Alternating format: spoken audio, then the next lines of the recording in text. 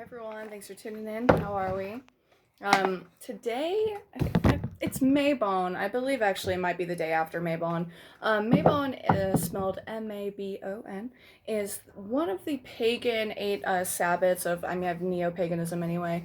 A lot of Wiccans celebrate this as well, and it's the second harvest of the three harvest seasons. The first one being, God, I'm a bad pagan, I think. Yeah, I don't know. The third one's Halloween, and then Mabon, and then I believe the 1st of August, Lunasa. Yeah, that's it. So, anyway, I thought that it'd be a fun day to kind of go about and do my thing.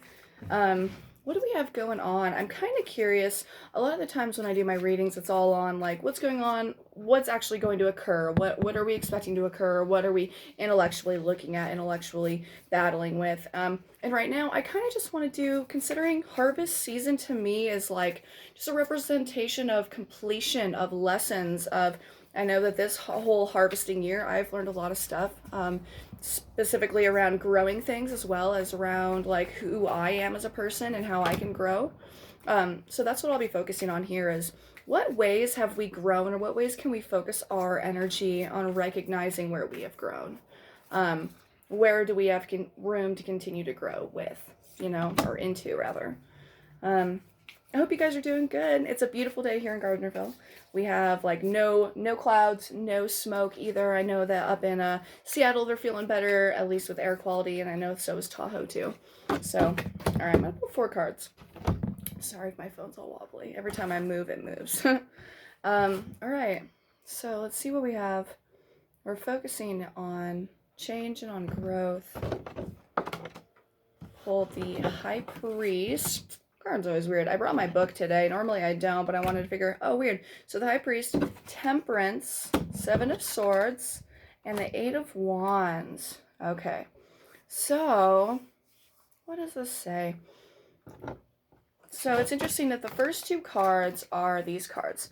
So they are Major Arcana cards, and then, so the High Priest is also known as the Hierophant, and you have the High Priestess who is, she has dominion over spirituality and over intuition, and she's kind of that a spiritual intermediary between like the priest, whereas he is kind of like the Pope. So not only does he have, it's not necessarily as spiritual as it is religious, and it's and in religion I also mean like rules that literally control our lives right now, like things that are more tangible, and more like ethical code, I guess. Sorry, this card comes up and it's always kind of weird.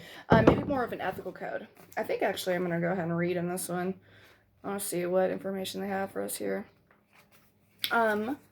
Which is Tarot by Alan Dugan. I use this deck all the time. I don't know what it is. I guess I just like the visual of it, and I like being able to like do these videos because I have a lot of like the archetypal symbolism is really just spot on for these. It says, when this card appears in a reading, it means that there are questions that need answering and advice to be sought. Okay, so this is where we are. Classically, this card denotes a need for legal advice or counseling. It may also indicate a course of study or furthering your education, or the need to settle disputes in a coven. But remember that the High Priest is the wise and patient counselor, an elder, and a teacher. He does not give you all the answers to your questions. Instead, he helps you find out where you are and where you can learn the truths. He places in your hands the keys to unlock the mysteries and gain deeper knowledge, and then trust that you will find these answers yourself using the lessons he has so carefully taught you. Alright, I'll try and do that. I'll try and remember that whenever this card comes up.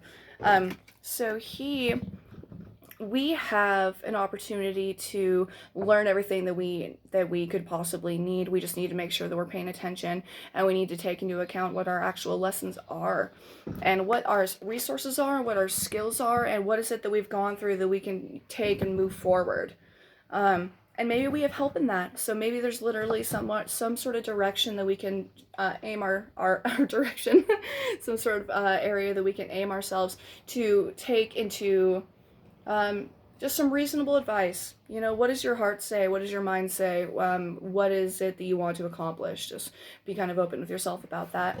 Temperance is always about, you think of tempering, you think of making sure that something is not used in excess, and that's a lot, I think, playing these 2 cards together finding your direction, finding what it is that you are aiming for and what you feel is right, not just what you want, but what is it right. And how can you go about doing that, but how can you not be too strongly or too aggressively searching for it or too aggressively trying to manifest it? In what areas do you need to take into account kind of the mentality as well as the emotionality, spirituality as well as physical law? How can you make these two things work together in order to find your higher purpose and wherever you're going? The Seven of Swords, this guy's kind of a creep. I don't know. I don't know what you guys think. Sorry to this guy, but he represents, so he seems like he's stealing. He's got like a shisty smirk on his face, and he's walking away from something. He's like, look what I got. I got here and I didn't have all these, and now I have all these freaking swords. Where are we going with them? And so he's sneakiness and feeling kind of cocky. What ways do you need to be careful at? Like, you have this goal, you're headed your direction, maybe you feel like, no, I can just do whatever I want. Like, I can, whatever I want to do, I can just aim for. I don't have to take in other people's emotions into consideration. I don't have to take the law into consideration. Like, ways are you trying to sneak around maybe all the hard work to get to this thing that you want? And these are both kind of, I would say, legal cards, whereas the High Priest is, you know that there's a right way to do something, and you know that there's like a standard for something you're trying to accomplish, and maybe you're trying to sneak around and say, all right, what do I have to do to the least of my ability? What's the easiest way to get to this thing without putting together all the hard work? The Eight of Wands. So this is a card about, they say it's about fast, quick movement and maybe even air travel. So what does that mean in incorporation of this? Things are about to start moving a lot faster, and maybe that's why we need to take into consideration what the rules are and how we're able to incorporate them and find a balance between doing our best to find shortcuts and doing our best to get things done, maybe not, I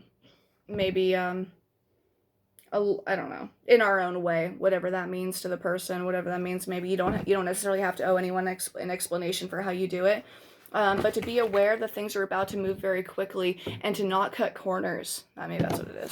To not cut corners and to not cheat and to not steal in order to get to the progress that you're looking for. To be an honest person, to be a kind person, but also to set boundaries and don't, do no harm but take no shit. Yeah, this is an interesting reading. Huh. Well, Maybone's interesting. I know being kind of a neo-pagan, at this point I just consider myself a spiritualist.